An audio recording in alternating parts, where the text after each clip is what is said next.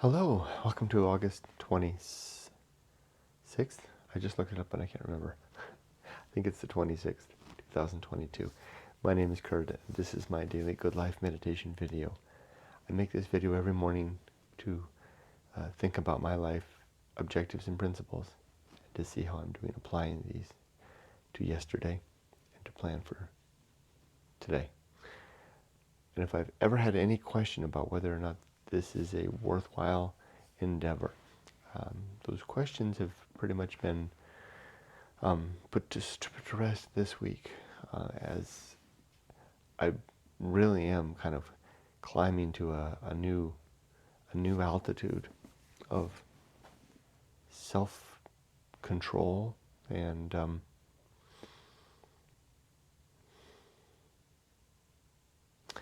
what's the word? Actualized, maybe? Living. Where these 7 objectives and 32 principles have really begun to take hold. It's like they've reached a critical mass of some sort. Insofar as they're no longer something that I have to reach for, but they're something that I simply do. It's like, although I never have been successful at language, I can imagine what it must be like to study a language hard. I know what that's like. And to struggle, and then to finally reach a point of semi-fluency, where the language comes naturally.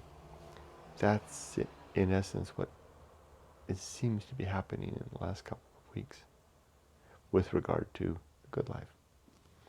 So I'll just I'll mark in the sand that was from, let's see, when did I publish this?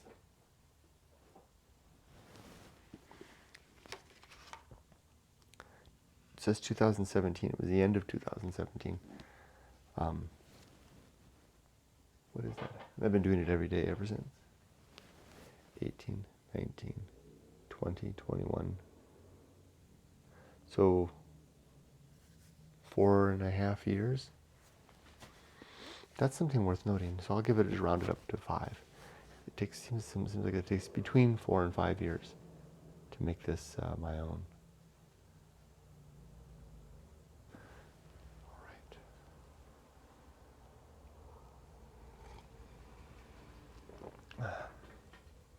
First, yesterday and last night. Slept rough last night, and it wasn't because of my normal insomnia. It was, because of the pain. I had surgery yesterday, surgery on my left side for a hernia. Not a big deal, I don't think. I mean, it's a big surgery, so any surgery is big to some extent. But it sure is painful afterwards. And they're giving me that serious painkiller, the type that gets people addicted and kills them. So I have to be very careful with that. But the painkiller kind of wore off about 2 hours before the alarm last night. Gave me that pseudo experience of forcing myself awake. I'll tell you something funny. I've had to fart for an hour, for a couple of hours. I can't do it because it hurts. It's not like I'm farting all the time, but I know it. I can feel it if I do it, that it's going to really hurt. So how about that for a little color in my morning? Yesterday went well. I was certainly anxious about the whole procedure. More anxious than I've ever been with any past medical procedure. And I've had surgery 3 times, including 2 times going under general anesthesia. So,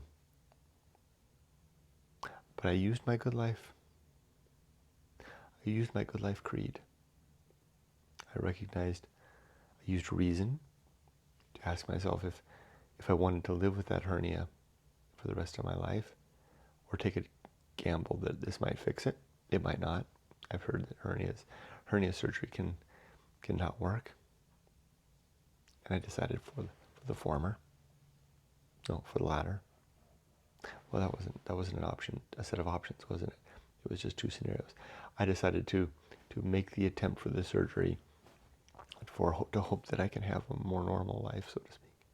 So there was that. And then I simply used apathy and the recognition of true limits and true opportunities to recognize that I'm limited in my capacity based on my hernia, and that this is an opportunity to maybe set things to right and to set my anxiety, my fear, no less, to a side and go forward with the surgery. And I did.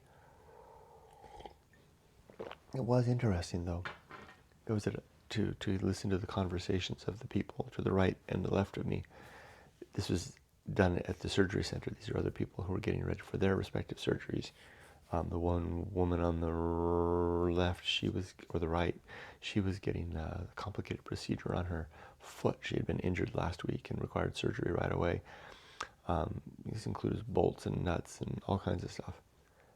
The one on the left was having another type of surgery I couldn't quite ascertain. Not that I was eavesdropping, it just you couldn't help but hear. This was done at an outpatient surgery center where they had the whole thing set up. It's like calling it a fast food restaurant is not worthy of. I know nothing against fast food restaurants, but they're made for, well, maybe it is a good description. So yeah, it was like a very fine, very good fast food operation where the quality is high. Insofar as the idea is to get you in, they do things quick. So it's mass production. So they've got the staging area and everyone's getting staged. The surgeons are there to do their thing, and they take you into the operating theater and off you go.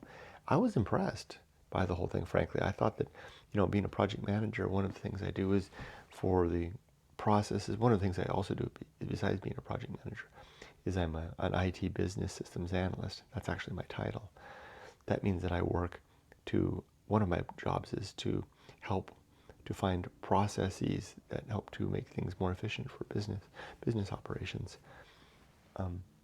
So I was impressed by the efficiency of the process. The check-in, getting us into the staging area, the character and the demeanor, the apparent character, demeanor and bedside manner of the staff, fantastic. I met the person who brought me in, then the nurse who would be working with me, the anesthesiologist, and then the doctor, and then finished up with the nurse. They have a protocol by which they do things and a process. Very impressive. I won't go into all the details. I'm sure it's the same with almost every surgery in these modern times in terms of the safeguards to make sure that they're working on the right person and doing the right procedure. And then they wheeled me into the operating theater, and it was just like the movies. And I even told them that, the two doors swinging open, bringing it in with the lights.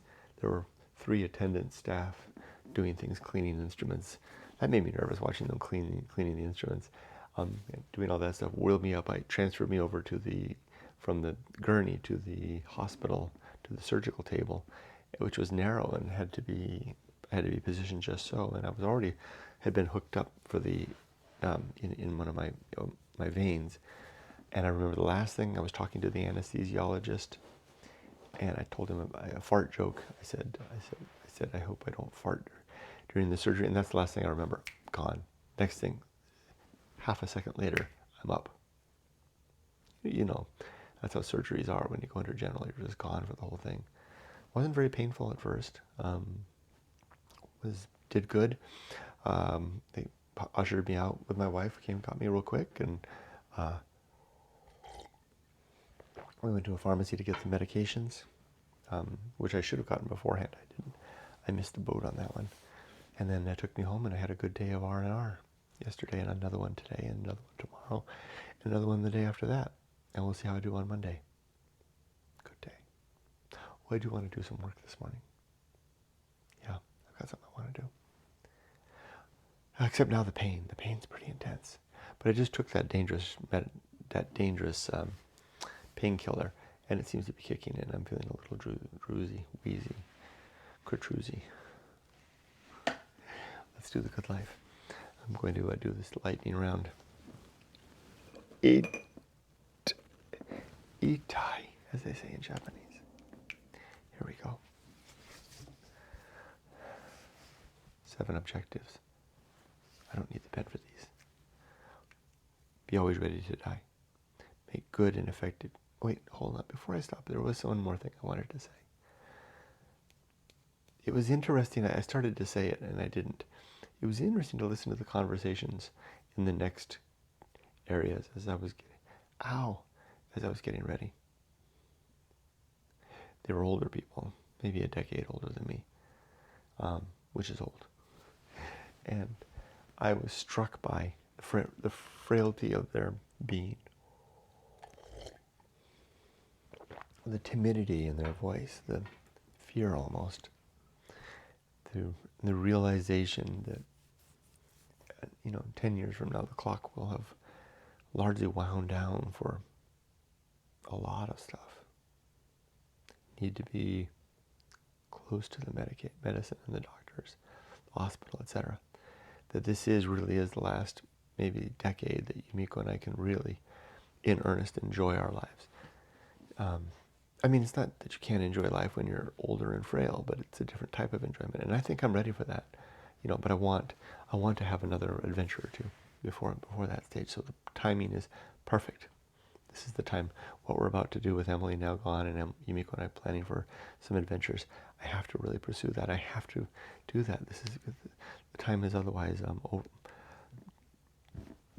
going away.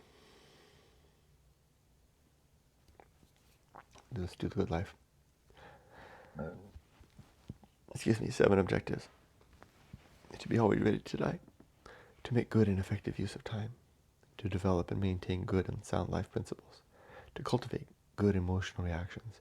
To perform good actions. To recognize true limits and true opportunity. And to do just one thing at a time and do that thing slowly and deliberately and carefully. Now, 32 principles. Now, normally I'll linger on these and I'll spend some time, but I'm not going to do that. This morning I'm just going to power through them to the best of my ability. I'll bet you I'll get 30 or 31. Usually I miss 1 or 2 when I do it fast. Doing things quickly is sloppy, and I know that violates one of my objectives, which is to do just one thing at a time and do that thing slowly.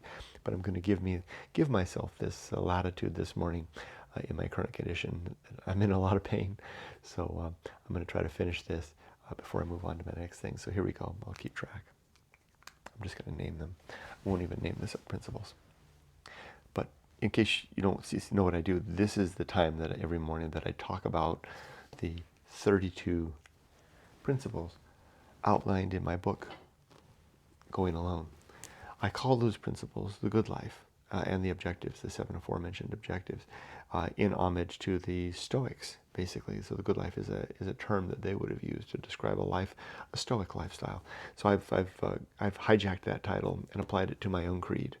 And these 32 principles and 7 objectives are basically my rules to live by. They're the guides that I use to live a virtuous life, where virtue is defined as working towards the improvement of the well-being of others, particularly thinking others. It doesn't have to be just humans, but I'm trying to living a life where I try to reduce the overall weight of suffering in the world and improve the balance of happiness and peace. Not just for myself, of course, but for as wide a scope of creatures as possible, especially those that think. And here's how I do it. I do 32 things. These are the principle of war, the principle of reason, the homunculus, the anchor hold, the home of good and evil, purpose, biology, the pirate ride, atomic principle, the principle of nature, maturity, social principle, public speaking. There's a couple of tough spots in here where I have to remember how things go. So this is one of those tough spots.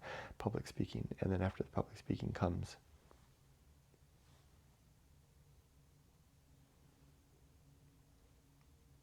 temperance.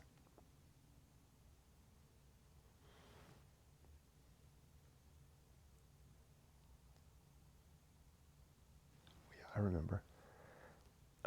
After temperance comes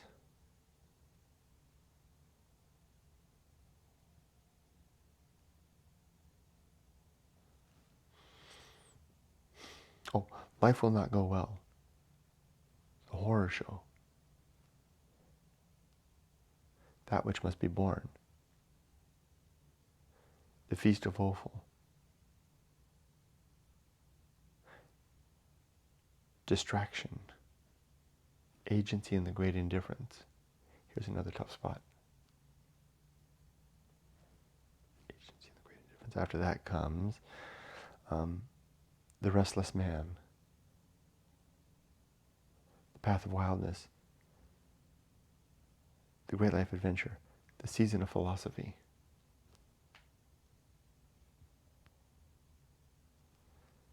Is that right? The season of philosophy after that one? I feel like I'm missing one. I did the Feast of Woeful, I think so. The Feast of Woeful isn't there if I missed it. After the season of philosophy comes, it's a season. The bullseye aim, the uphill climb, arena and utility, nothing is enough.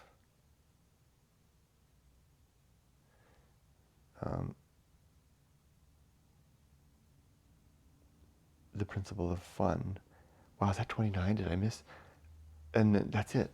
Wow, I missed 3 this morning. That just goes to show you how out of it I am.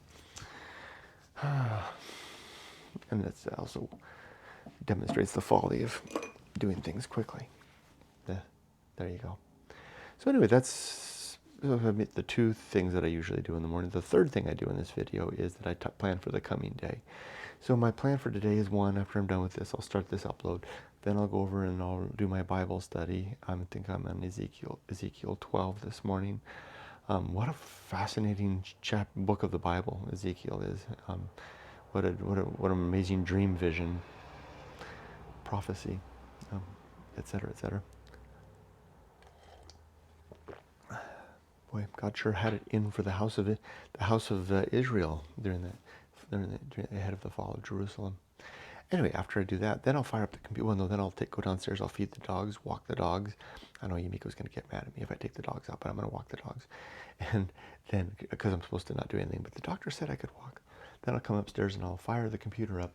I'll do the things I usually need to do to get this video going and off onto YouTube. Then after that, I plan to do some reading. I'm going to continue to read the second book of Johnson's works. And then I have some plans where I'm going to work on some editing for 2 books that 2 of my books that need some work. I need to work on Freeway Bible Study a little bit, and I need to work on Going Alone, this one here, a little bit. Then after that, I think I'm just going to take it easy for the rest of the day and search for houses in Japan that we could potentially buy. That fun search. And also maybe look for places where we could live here in California in the remaining few years we have before we say goodbye to America again and go back to Japan. I think it'd be fun to mix it up a little bit with one more new community here. Oh, and I forgot, I'm going to sneak in some work too. After I feed the dogs, I'll come back and do that. Let the pain medicine do its thing. I need to send out some correspondence before the week draws to a close. All right, that's it. Thank you for joining me. Have a great day. Be safe, but not too safe. Ow. Fortitude.